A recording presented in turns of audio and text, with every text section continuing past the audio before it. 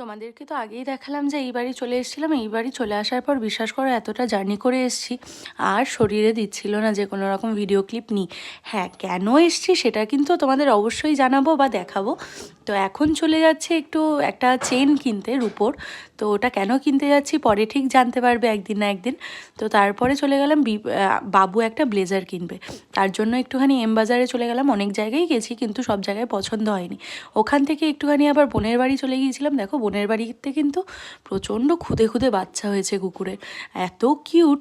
আর এই দেখো আজকে আমাদের বাড়িতে এত কিছু মেনু হয়েছে, মেনুগুলো দেখে নাও, ওইগুলোর তো আর এক্সট্রা করে নাম বলতে হবে না। তো মেনুগুলো দেখতে কেমন লাগছে আর খেতে তো দারুণ হয়েছিল। আর দেখতে কেমন লাগছে একবার বলো তো আমাকে কমেন্টে সবাই। আর এই যে সাজানোটা দেখে নিশ্চয়ই বুঝতে পারছো যে কি হতে পারে। হ্যাঁ, সবাই হয়তো ভাববে যে জন্মদিন বা অন্য কোনো কিছু, কিন্তু জন্মদিনও না অন্য কোনো কিছুও না। আজকে ছিল আইবুড়ো ভাত, আমার মাসির মেয়ের আইবুড়ো ভাত, মানে আমাদের ছোটোবেলাকার একমাত্র দিদি। তো ওরই বিয়ে ছিল সামনের মাসে, তার জন্য এই যে মাসি আমার বাবাকে কার্ড দিয়ে নেমন্ত্রণটা সেরে নিল খাওয়া দাওয়ার আগেই। তারপর এই যে ডেকোরেশনটা কেমন হয়েছিল জানিও কিন্তু। আর আমার দিদার কিন্তু খুব খিদে পেয়ে গেছিলো, তার জন্য আর ওয়েট করে থাকতে পারিনি। এই যে তারপর ও বসে বললো খেতে। তারপর যেইগুলো রিচুয়ালস আমাদের বাঙালিদের আছে সেগুলো তো কমপ্লিট করতেই হবে বলো। বাবা একটুখানি আশীর্বাদ করে নিল, ওর সংসার যেন ভালো হয় এই সব নিয়েই আর কি আশীর্বাদটা কমপ্লিট করে নিল। আর বাবার তরফ থেকে যেই গিফটটা ওর পাওনা ছিল সেটা বাবা আজকেই দিয়ে দিল। আর দেখো তারপর একটু ইমোশনাল হয়ে গিয়েছিল আমার দিদি, মানে আমরা সবাই ইমোশনাল হয়ে গিয়েছিলাম। কারণ কি খুব ভালোবাসার একটা ছোট স্মৃতি আছে ছোটোবেলাকার।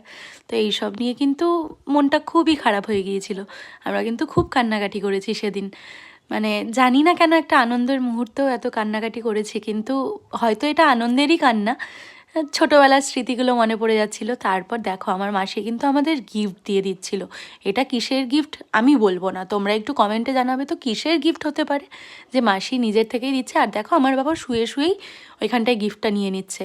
আর এই যে দুটো শার্ট বার করলে এই দুটো কিন্তু বিপ্র আর বাবুর, কেমন হয়েছে জানিও কিন্তু। আর আজকের মতন এটুকুই তাইলে শেষ করলাম। আর সবাই কেমন আছো সেটাও জানিও।